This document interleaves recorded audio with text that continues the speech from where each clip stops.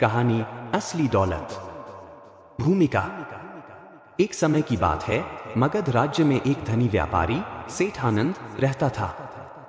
उसके पास अपार धन संपत्ति थी, परंतु फिर भी उसे चैन नहीं था। वह हमेशा किसी न किसी बात को लेकर चिंतित रहता। सेठ को डर रहता कि कहीं उसका धन चोरी न हो जाए, व्यापार में घाटा न हो जाए या फिर उसका परिवार उससे दूर न हो जाए। एक दिन किसी ने सेठ को बताया कि पास के वन में भगवान बुद्ध अपने शिष्यों के साथ ठहरे हैं और वहां उपदेश दे रहे हैं।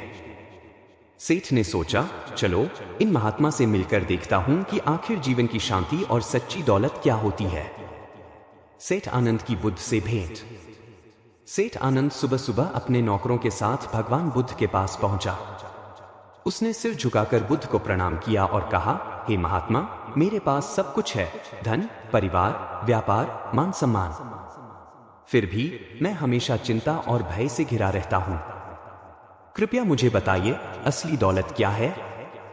बुद्ध मुस्कुराए और बोले, सेठ, अगर तुम सच में असली दौलत की खोज करना चाहते हो तो तुम्हें कुछ दिनों के लिए अपने सारे ऐश्वर्य को छोड़कर मेरे साथ रहना होगा।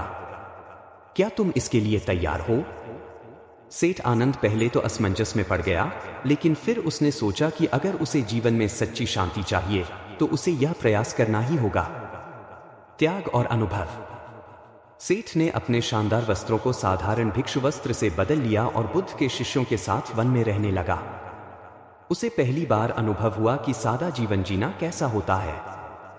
हर दिन भिक्षा मांगने जाने पर सेठ को यह एहसास हुआ कि असली खुशी बाहर के भौतिक सुखों में नहीं, बल्कि मन की संतुष्टि में है।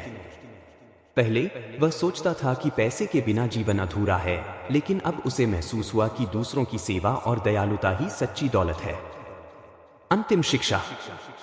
एक दिन बुद्ध ने सेठ को अपने पास बुलाया और पूछा, अब बताओ सेठ, क्या तुम्हें असली दौलत मिल गई? सेठ आनंद की आंखों में आंसू थे। उसने कहा, हाँ भगवान, मैंने जान लिया कि असली दौलत सोने चांदी में नहीं, बल्कि संतोष, करुणा और सच्चे ज्ञान में है। बुद्ध मुस्कुराए और बोले, यही जीवन का सत्य है।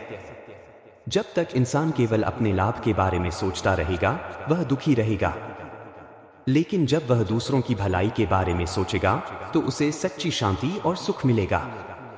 सेठ आनंद ने अपने जीवन को बदलने का संकल्प लिया। वह अपने नगर लौटकर निर्धनों की सहायता करने लगा, व्यापार में ईमानदारी और सेवा का भाव रखने लगा। धीरे धीरे उसका हृदय निर्मल हो गया और वह वास्तव में आनंदित रहने लगा। सीख। एक असली दौलत सोने चांदी में नहीं, बल्कि मन की शांति में होती है। दो, जब हम दूसरों की भलाई के लिए कार्य करते हैं, तभी हमें सच्चा सुख मिलता है। तीन, संतोष और करुणा ही जीवन के सबसे बड़े खजाने हैं।